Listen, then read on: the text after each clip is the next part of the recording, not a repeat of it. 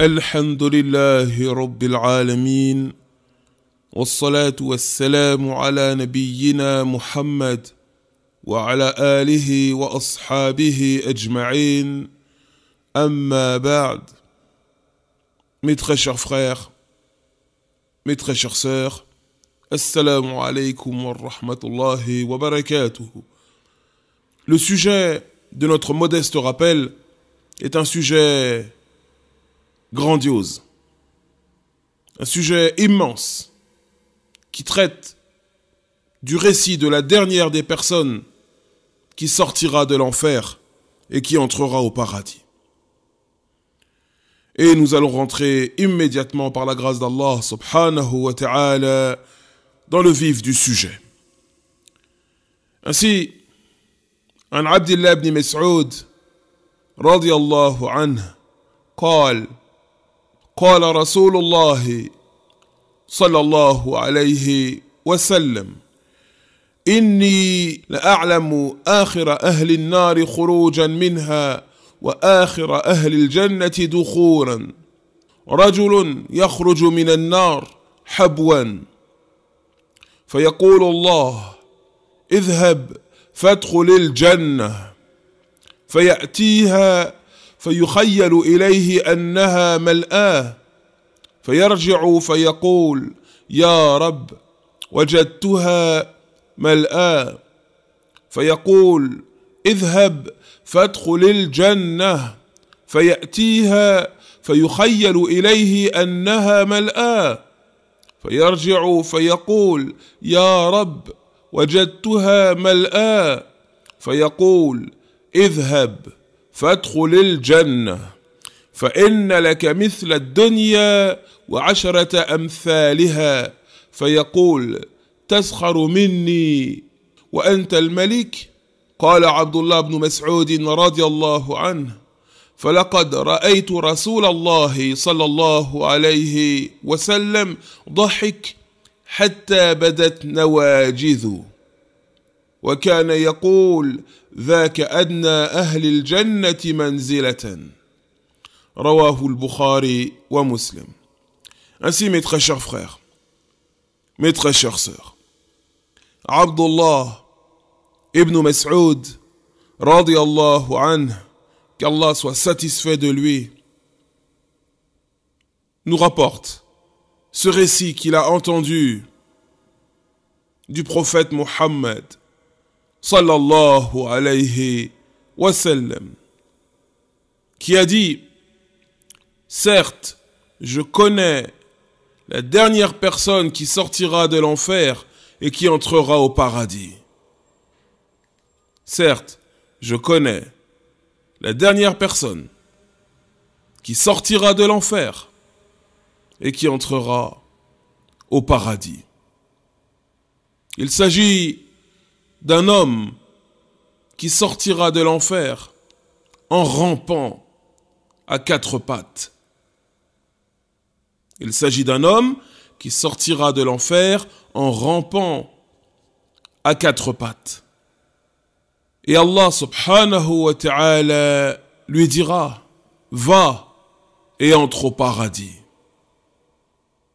Alors cet homme se dirigera vers le paradis, mais il aura l'impression que le paradis est rempli et qu'il n'y a plus aucune place. Cette impression lui sera donnée, cette illusion lui sera faite. Alors il retournera vers Allah et dira: ô Seigneur, j'ai trouvé le paradis rempli. Il n'y a plus aucune place pour moi. Alors Allah subhanahu wa ta'ala dira une nouvelle fois: va et entre au paradis. Alors la personne, une nouvelle fois, se dirigera vers le paradis et il aura l'impression que le paradis est totalement rempli, qu'il n'y a plus aucune place. Alors il dira à nouveau: Seigneur, je l'ai trouvé plein, le paradis est plein, rempli, il n'y a plus aucune place pour moi. Alors Allah subhanahu wa ta'ala dira une nouvelle fois: va et entre au paradis. Idhab fadkhulil jannah. Va et entre au paradis. Fa inna laka mithla ad-dunya wa 'asharata amthaliha. Et il lui dira, et tu auras là-bas, au paradis, l'équivalent de cette terre multipliée par 10. Alors l'homme dira, tu te moques de moi alors que tu es le Seigneur. Et Abdullah ibn Mas'ud, radiallahu anhu, poursuit son récit en disant, et j'ai vu le messager d'Allah, sallallahu alayhi wa sallam, rire au point où l'on voyait ses molaires. Et il disait, وَذَاكَ أَدْنَى أَهْلِ الْجَنَّةِ مَنْزِلَةً. Et cet homme-là, c'est celui qui aura le plus bas degré, le plus petit niveau au paradis. Et ce hadith est un hadith authentique, rapporté par les imams al-Bukhari et Muslim. Mes très chers frères, mes très chères sœurs, lorsque l'on aborde ces sujets qui traitent du paradis, eh bien, le cœur du croyant n'est jamais rassasié. Le cœur du croyant aimerait entendre encore et encore ces récits qui traitent du paradis, qui traitent de ce qu'Allah a réservé à ses serviteurs, pieux, croyants, après la mort. Et ce récit est un récit immense, un récit magnifique.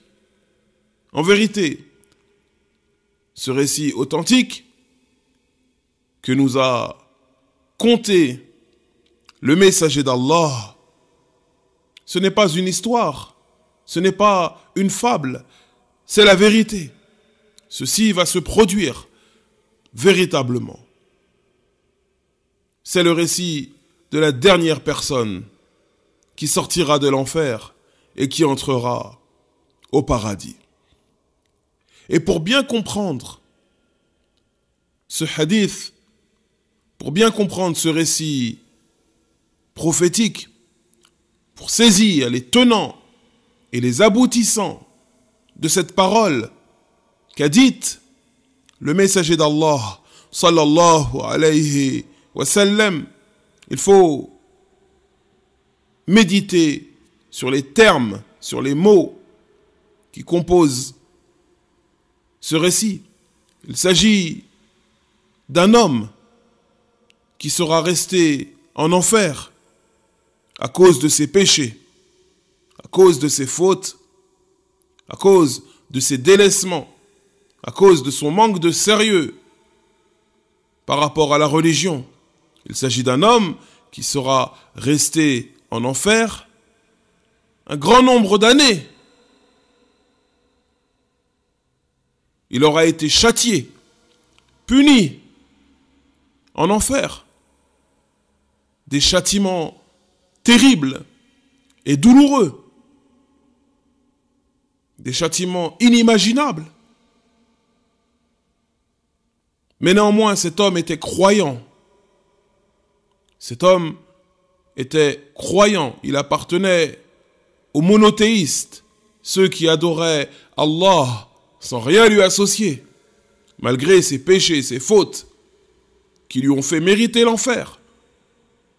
Alors sa destination finale est le paradis. Car tout croyant et toute croyante, même s'il doit passer par l'enfer, wal'iyadhu billah, eh bien tôt ou tard, il finira par entrer au paradis. Peut-être au bout d'un certain nombre de siècles, wal'iyadhu billah, mais quoi qu'il en soit, si la personne était véritablement croyante, eh bien elle finira par entrer au paradis. Donc cette personne qui est restée un certain nombre d'années, un grand nombre d'années en enfer, dans le feu de l'enfer, et qui en est sorti, eh bien, cette personne va entrer au paradis. Sauf qu'elle sera au plus bas niveau, au plus bas degré du paradis. C'est la personne qui aura la place, la dernière des places du paradis, le plus bas niveau, le plus bas degré du paradis. Qu'est-ce qu'Allah a réservé à cette personne? Quelle est la rétribution du dernier des croyants, de celui qui aura le plus bas niveau, le plus bas degré au paradis? Eh bien, comme nous le dit Allah subhanahu wa ta'ala dans ce hadith rapporté par Abdullah ibn Mas'ud, qu'il a entendu directement de la bouche du prophète Mohammed sallallahu alayhi wa sallam, cette personne aura, comme a dit Allah, فَإِنَّ لَكَ مِثْلَ الدُّنْيَا وَعَشَرَةَ أَمْثَالِهَا. Tu auras au paradis l'équivalent de cette dunya, l'équivalent de cette terre, multiplié par 10. Que signifie cette parole? Que signifie tu auras l'équivalent de cette dunya, l'équivalent de ce bas monde, de cette terre, multiplié par 10. Ceci signifie que cette personne aura au paradis tout ce qu'il y a eu sur terre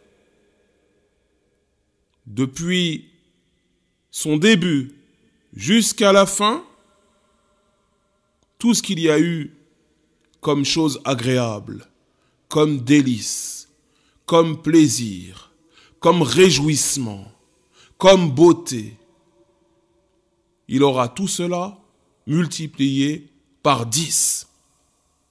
Et pour mieux comprendre, il aura l'équivalent de tout ce qu'ont possédé les rois, les empereurs, les princes, les comtes, les ducs, les PDG, les grands actionnaires, tout ce qu'ils ont eu depuis que la terre a été créée, c'est-à-dire des milliers et des milliers d'années, multiplié par 10. Telle est la récompense, telle est la rétribution de la dernière des personnes qui sortira de l'enfer pour entrer au paradis. Et cette personne, comme nous l'avons dit, eh bien, c'est celle qui aura le plus bas niveau, le plus bas degré au paradis. Et malgré cela, regardez sa rétribution. Assurément, la générosité d'Allah, la mansuétude d'Allah, la miséricorde, la clémence d'Allah est inquantifiable, inimaginable. Ceci dépasse l'entendement. Ceci dépasse nos capacités de réflexion et d'analyse. On ne peut qu'avoir une idée générale de ce que cela représente. Cette personne aura l'équivalent de cette dunya, l'équivalent de tout ce qu'il y a eu dans ce bas monde depuis la création de la terre, multiplié par 10. Il aura toutes les boissons, tous les fruits, tous les plats, tous les parfums, toutes les rivières, toutes les fleurs, tous les vêtements, etc., etc., etc. Il aura tout ce qu'ont eu les rois, les empereurs, les princes, les comtes, les ducs, les riches, les milliardaires, les PDG, les actionnaires, etc., etc., etc., multiplié par 10. C'est pour cela que Abdullah ibn Mas'ud, radiyallahu anhu, nous dit فَلَقَدْ رَأَيْتُ رَسُولَ اللَّهِ صلى الله عليه وسلم ضحك حتى بدت نواجذه وكان يقول ذاك أدنى أهل الجنة منزلة. Il nous dit, certes, j'ai vu le messager d'Allah rire au point où l'on pouvait voir ses molaires. Et il disait, et celui-ci, cet homme, c'est celui qui aura le plus bas niveau, le plus bas degré, la dernière des places du paradis. Alors, si telle est la récompense du dernier des croyants, que dire de la récompense de ceux qui entreront au paradis sans jugement et sans châtiment? Une nouvelle fois, ça dépasse l'entendement. C'est inimaginable. Ce n'est pas quantifiable par nos faibles esprits humains. Ainsi, le prophète Mohammed, sallallahu alayhi wa sallam, a ri en évoquant ce récit. Il a ri au point où ses molaires étaient visibles. Il a ri, sallallahu alayhi wa sallam, tant la générosité, la grandeur, la bonté d'Allah est stupéfiante. Il a ri par rapport à la situation, à savoir qu'on a un homme qui sort de l'enfer, qui est resté en enfer des années, des années et des années, dans le châtiment du feu. Le voici qui sort en rampant de l'enfer. Il rampe par terre, cet homme, dans un état d'épuisement inimaginable. Et il y a cet échange qu'il a avec Allah subhanahu wa ta'ala, Seigneur des cieux et de la terre. Et il passe de cet état à un autre état. Il passe de l'enfer au paradis, avec ce qui lui a été promis comme récompense, l'équivalent de tout ce qu'il y a eu sur terre, comme plaisir, comme délice, comme réjouissement, comme bonheur. Tout ce qu'il y a eu dans cette dunya, tout ce qu'ont pu avoir les rois, les empereurs d'ici-bas, les princes, les ducs, les comtes, les chefs, les actionnaires, les PDG, etc., etc., etc. Tous ceux qui ont régné sur terre, quand je dis régner, c'est-à-dire les rois parmi les êtres humains, tous ceux qui ont eu tout ce qu'ils voulaient, eh bien, il aura l'équivalent de tout cela additionné, siècle après siècle, et tout cela multiplié par 10. C'est assurément une récompense immense, une récompense inimaginable, quelque chose que l'on ne peut se représenter dans nos faibles cerveaux. Wa nas'alullaha min fadlih, et on demande à Allah de nous accorder ses bienfaits. Et cet homme, je le répète, est celui qui aura la place la plus petite du paradis, le niveau le plus bas, le degré le plus faible du paradis. Alors que dire des autres?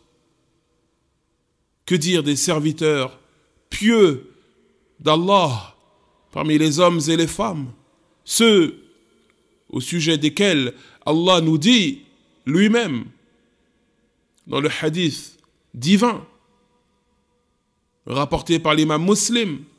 Il nous dit, subhanahu wa ta'ala, أعددت لعبادي الصالحين ما لا عين رأت ولا أذن سمعت ولا خطر على قلب بشر.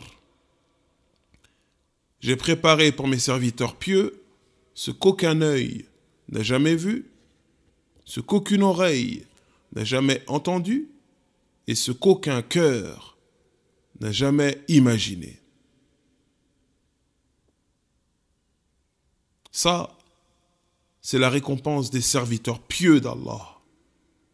Une récompense qu'aucun ange ni aucun prophète n'a jamais vue. Une récompense qu'aucune oreille n'a jamais entendue.